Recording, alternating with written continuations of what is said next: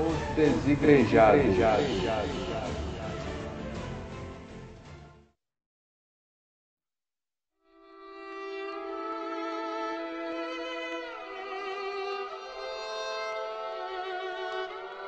O Pai que me enviou, esse mesmo é que tem dado testemunho de mim. Jamais tendes ouvido a sua voz, nem visto a sua forma. Também não tendes a sua palavra permanente em vós, porque não credes naquele a quem ele enviou. Examinais as Escrituras, porque julgais ter nelas a vida eterna, e são elas mesmas que testificam de mim. Contudo, não quereis vir a mim para terdes vida. Eu não aceito glória que vem dos homens. Sei, entretanto, que não tendes em vós o amor de Deus. Eu vim em nome de meu Pai, e não me recebeis.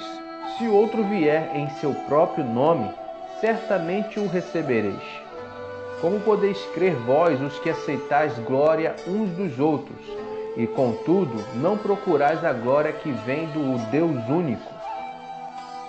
Não penseis que eu vos acusarei perante o Pai. Quem vos acusa é Moisés, em quem tendes firmado a vossa confiança.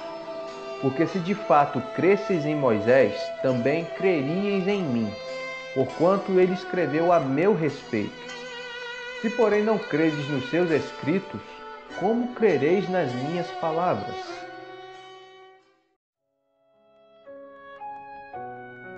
É bem possível que eu vá perder algumas amizades por causa da palavra através deste vídeo. É bem possível também que eu ganhe inimigos pela mesma causa, e isso me gerará angústia. Mas para a honra e glória do único Deus verdadeiro, através do seu Filho amado Jesus de Nazaré, irei fazê-lo assim mesmo. Pois assim como meu mestre foi perseguido, importa que eu seja também. Isso é bom. Sabe por quê?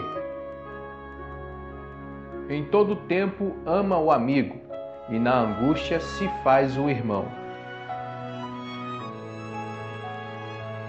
Quando fazemos o que o Senhor Jesus nos manda fazer, nós nos tornamos o amigo do Senhor Jesus, e em todo tempo Ele nos ama.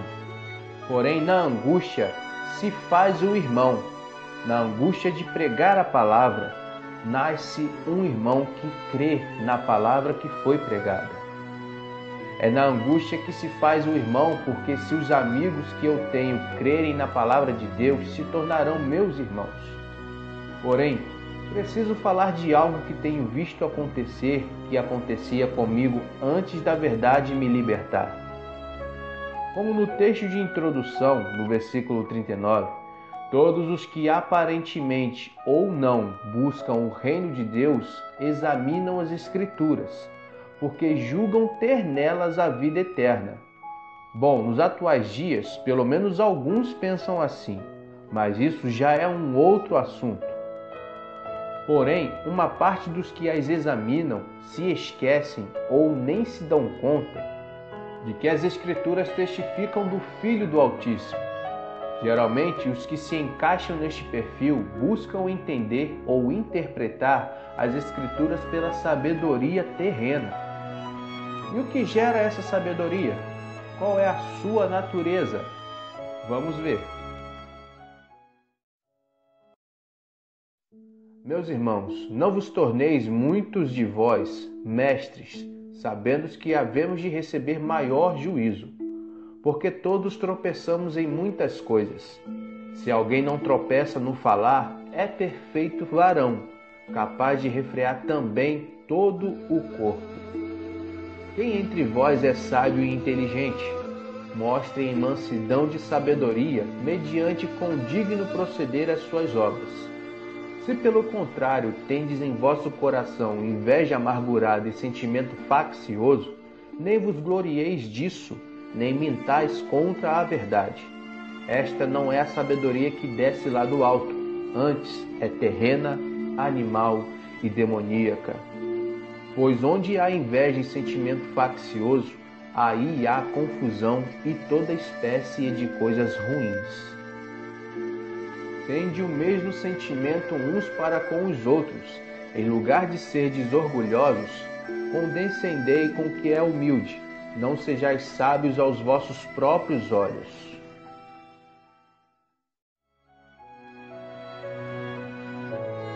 Não devemos nos tornar mestres, sábios aos nossos próprios olhos, pois tropeçamos em muitas coisas. Porém, a sabedoria terrena, além de gerar divisões e inveja, ela nos leva à soberba e a nos considerarmos dominadores da verdade. E isso gera maior juízo aos que procedem desta forma. Você pode estar se perguntando, em que consiste a sabedoria terrena? Bom, proveniente da árvore do conhecimento ou da ciência do bem e do mal, a sabedoria terrena consiste de teologia, medicina, tecnologia, história humana, agronomia, interpretação de textos, geografia, arqueologia, física, química, astrologia, feitiçaria, astronomia, zoologia, sociologia, filosofia, matemática, letras e linguagens, biologia, topografia, curandeirismo, idolatria, religião, entre tantas e tantas ciências de sabedoria terrena, nas quais todos os que ainda não nasceram de novo e os que estão dormindo buscam para terem algum tipo de base ou de conforto ou até mesmo saúde.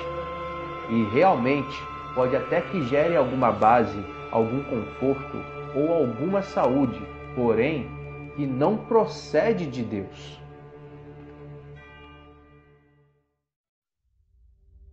Disse-lhes Jesus uma parábola sobre o dever de orar sempre e nunca esmorecer. Havia em certa cidade um juiz que não temia a Deus, nem respeitava a homem algum. Havia também naquela mesma cidade uma viúva que vinha ter com ele, dizendo: julga a minha causa contra o meu adversário. Ele, por algum tempo, não a quis atender, mas depois disse consigo: bem que eu não temo a Deus, nem respeito a homem algum. Todavia, como esta viúva me importuna, julgarei a sua causa, para não suceder que, por fim, venha a molestar-me. Então disse o Senhor: considerai no que diz este juiz iníquo.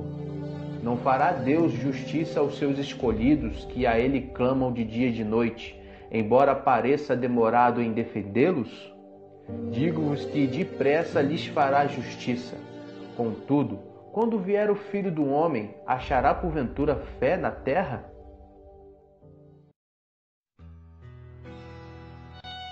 Sabe qual é a lição contida nesta parábola?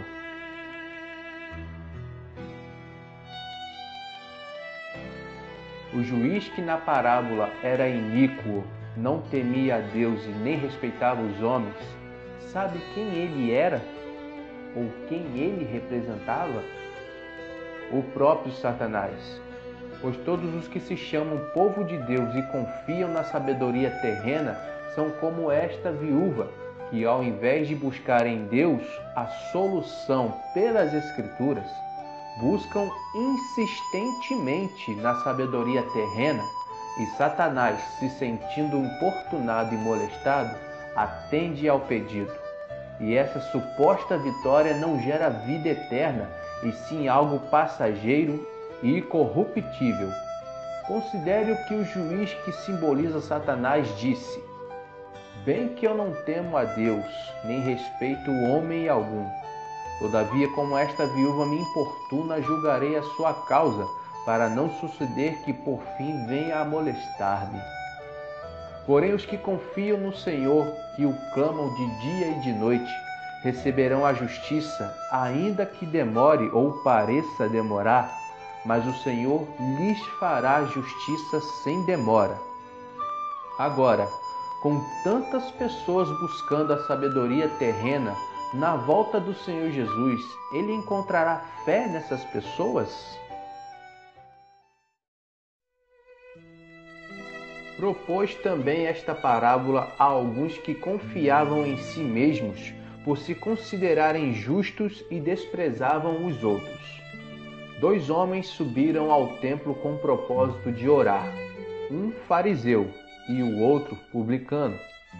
O fariseu, posto em pé, orava de si para si mesmo desta forma: Ó Deus, graças te dou porque não sou como os demais homens, roubadores, injustos e adúlteros, nem ainda como este publicano. Jejuo 2 vezes por semana e dou o dízimo de tudo quanto ganho.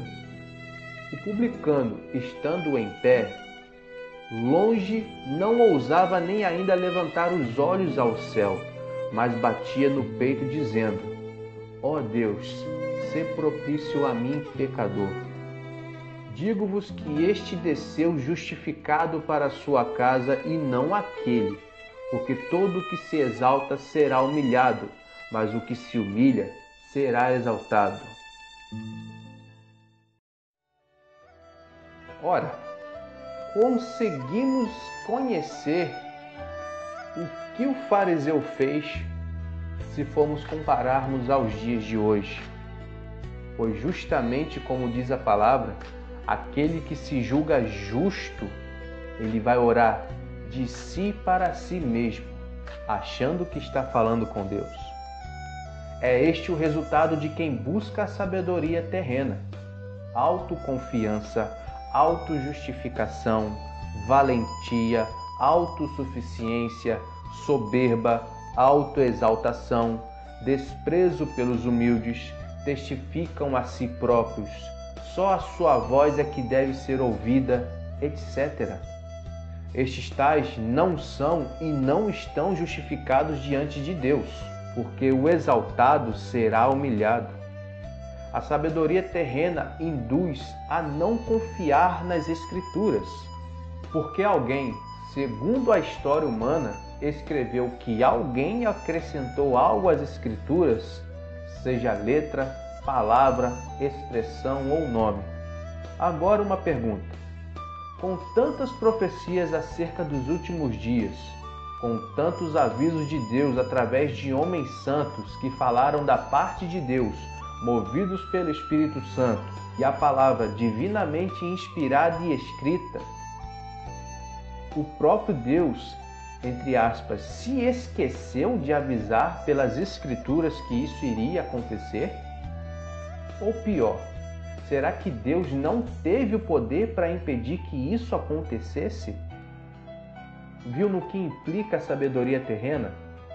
Como alguém que não confia no que está escrito poderia chegar ao pleno conhecimento da verdade, uma vez que a verdade não tem crédito?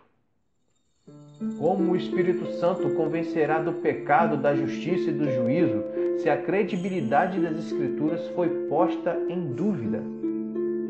Como está escrito: qual é, pois, a vantagem do judeu? Qual a utilidade da circuncisão? Muita sob todos os aspectos, principalmente porque aos judeus foram confiados os oráculos de Deus. E daí? Se alguns não creram, a incredulidade deles virá desfazer a fidelidade de Deus? De maneira nenhuma. Seja Deus verdadeiro e mentiroso todo homem, segundo está escrito, para seres justificados nas tuas palavras e venhas a vencer quando fores julgado. Mas se não se pode confiar nas Escrituras, como se poderá ser justificado?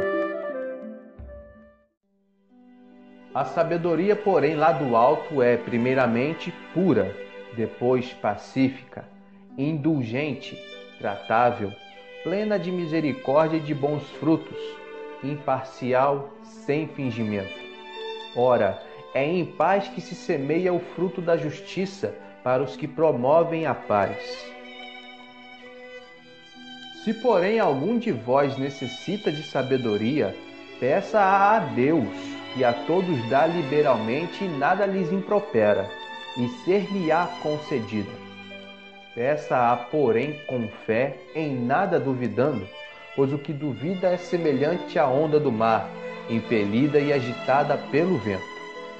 Não suponha esse homem que alcançará do Senhor coisa alguma, homem de ânimo dobre, inconstante em todos os seus caminhos.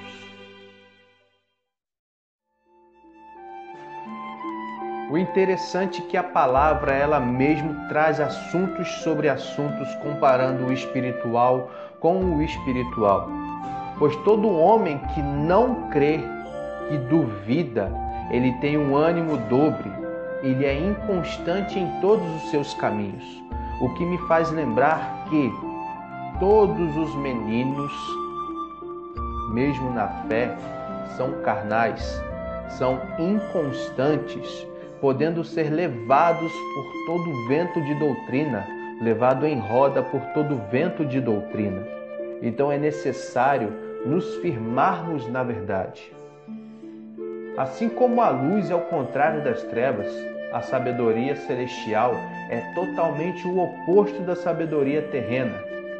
Concedida por Deus, ela é pura, é pacífica, indulgente, que significa que ela gera perdão em quem a recebe crendo, tratável, plena, cheia de misericórdia e de bons frutos, imparcial, que significa que ela não sacrifica a verdade ou a justiça para favorecer algo ou alguém em particular, e sem fingimento, sincera.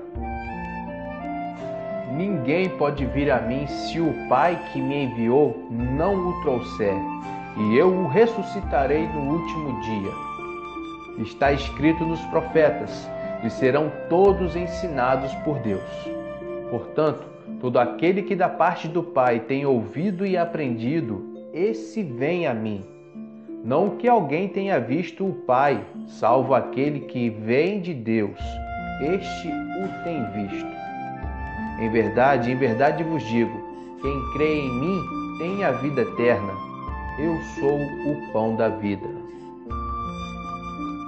O Senhor Jesus veio cheio de sabedoria celestial e quando ele voltou para o Pai, o Espírito Santo veio para conduzir a todos os que creem no Senhor pelas Escrituras em toda a verdade.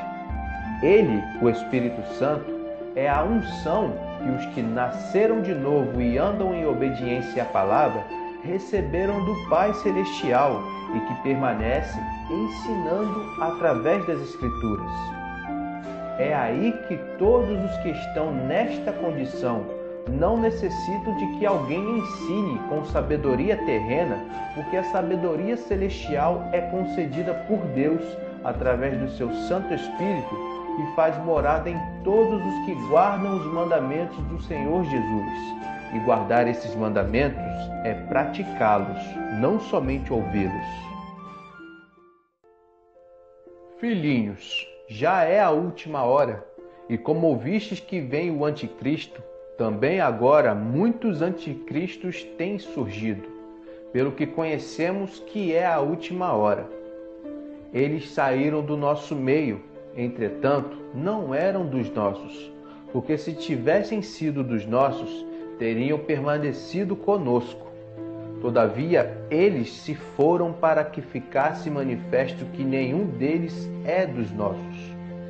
E vós possuís unção que vem do Santo e todos tendes conhecimento. Não vos escrevi porque não saibais a verdade, antes porque a sabeis, e porque mentira alguma jamais procede da verdade.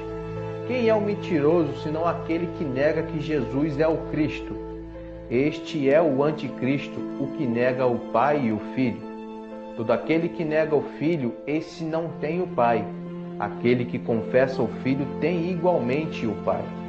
Permaneça em vós o que ouviste desde o princípio. Se em vós permanecer o que desde o princípio ouvistes, também permanecereis vós no Filho e no Pai. E esta é a promessa que Ele mesmo nos fez, a vida eterna. Isto que vos acabo de escrever é acerca dos que vos procuram enganar. Quanto a vós outros, a unção que dele recebestes permanece em vós, e não tendes necessidade de que alguém vos ensine. Mas como a sua unção vos ensina a respeito de todas as coisas, e é verdadeira, e não é falsa, permanecei nele, como também ela vos ensinou. Filhinhos, agora, pois, permanecei nele, para que, quando ele se manifestar, tenhamos confiança e dele não nos afastemos envergonhados na sua vinda. Se sabeis que ele é justo, reconhecei também que todo aquele que pratica a justiça é nascido dele. E como é interessante a palavra de Deus. Os anticristos surgiram no mundo. Eles saíram do seio da igreja, do meio da congregação da igreja que Cristo fundou na terra. Estes saíram para formar denominações. Não têm o Espírito porque promovem divisões. Não falam como as Escrituras estão escritas, como as Escrituras ensinam. Negam o Pai e o Filho. Quem não tem o Filho, não tem o Pai. Como se nega o Filho? Não pregando o testemunho que o Pai deu acerca dele. Não pregando as Escrituras que testificam acerca dele. Não dando o seu testemunho, o testemunho do Filho do Deus Altíssimo. Eles pregam, as denominações pregam testemunhos de homens. O interessante é que quem não busca a sabedoria celestial não entende que todas as epístolas foram escritas para os que já são membros do corpo de Cristo e não para qualquer pessoa. Não devemos ultrapassar o que está escrito, pois assim como Eva, não estando firmada na ordem que Deus deu ao homem, acrescentou, ultrapassou o que fora falado por Deus. Foi enganada pela serpente. E Adão, atendendo à voz da mulher que fora enganada, pecou contra Deus, tornando assim a terra maldita. E o amor é este, que andemos segundo os seus mandamentos. Este mandamento, como ouvistes desde o princípio, é que andeis nesse amor. Porque muitos enganadores têm saído pelo mundo afora, os quais não confessam Jesus Cristo vindo em carne. Assim é o enganador e o anticristo. Acautelai-vos para não perderdes aquilo que temos realizado com esforço, para receberdes completo galardão. Todo aquele que ultrapassa a doutrina de Cristo e nela não permanece, não tem Deus. O que permanece na doutrina, esse tem tanto o Pai como o Filho. Se alguém vem ter convosco e não traz esta doutrina, não o recebais em casa, nem lhe deis as boas-vindas. Porquanto, aquele que lhe dá boas-vindas, faz-se cúmplice das suas obras más. Temos que andar segundo os mandamentos que o Senhor Jesus nos deu. Esses mandamentos que Ele nos deu são os mandamentos do Pai que deu a Ele. E como Ele permaneceu nesses mandamentos, Ele permaneceu no amor do Pai. Assim, devemos também permanecer nos seus mandamentos para que nós permaneçamos no seu amor. Porque muitos enganadores têm saído pelo mundo afora. Eles não confessam que Jesus veio em carne, confessam que Ele veio 100% homem, 100% Deus.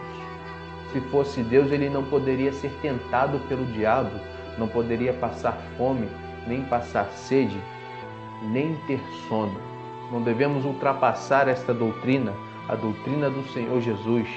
Temos que permanecer nela para termos Deus em nossa vida. E quem permanece nessa doutrina tem tanto o Pai quanto o Filho.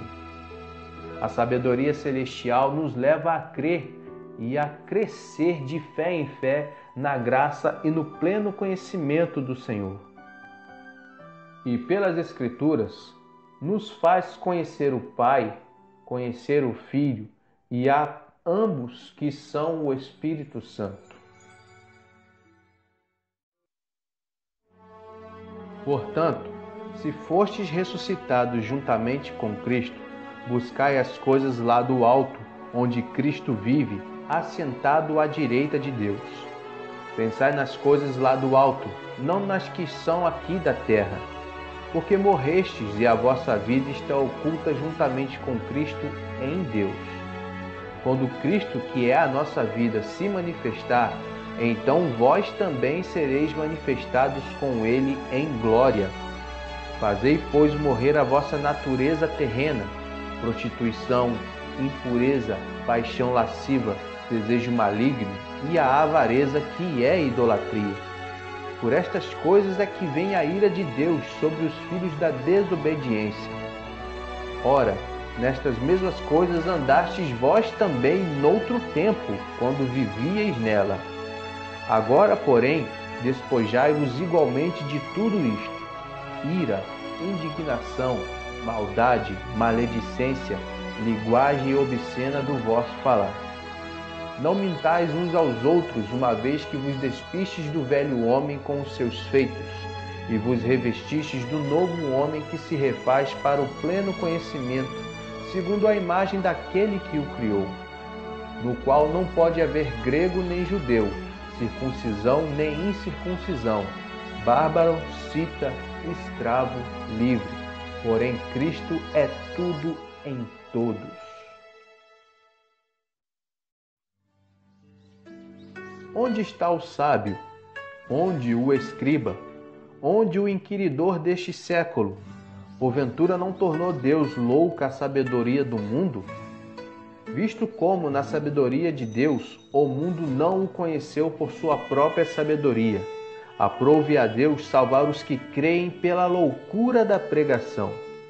Porque tanto os judeus pedem sinais, como os gregos buscam sabedoria, mas nós pregamos a Cristo crucificado, escândalo para os judeus, loucura para os gentios. Mas para os que foram chamados, tanto judeus como gregos, pregamos a Cristo, poder de Deus e sabedoria de Deus. Porque a loucura de Deus é mais sábia do que os homens, e a fraqueza de Deus é mais forte do que os homens.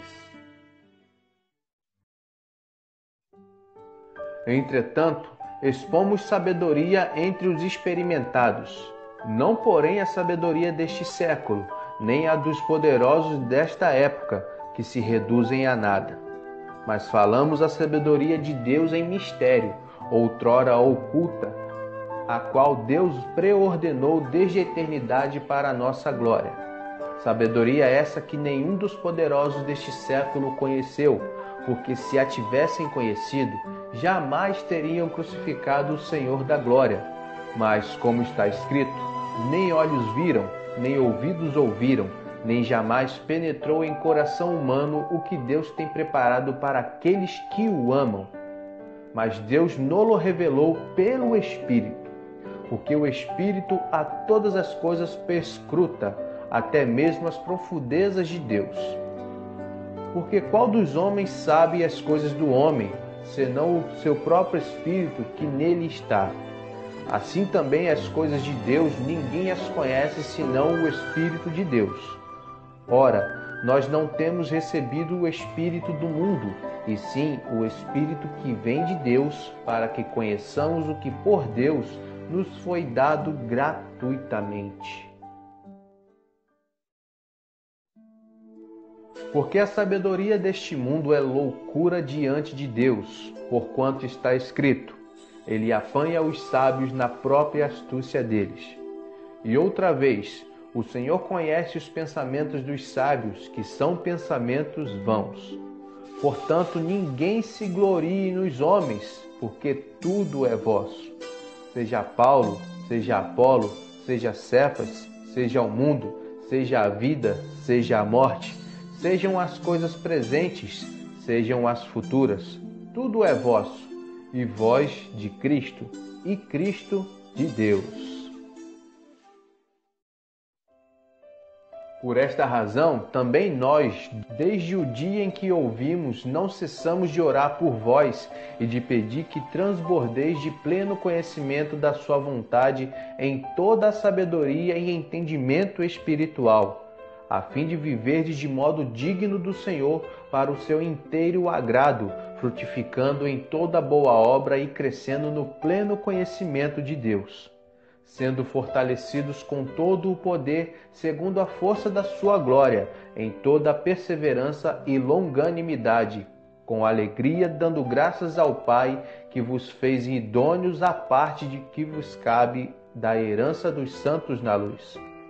Ele nos libertou do império das trevas e nos transportou para o reino do Filho do seu amor, no qual temos a redenção, a remissão dos pecados.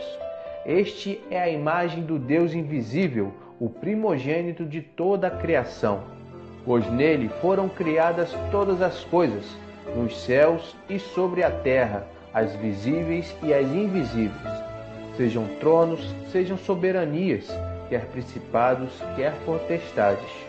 Tudo foi criado por meio dele e para ele. Ele é antes de todas as coisas, nele tudo subsiste. Ele é a cabeça do corpo da igreja.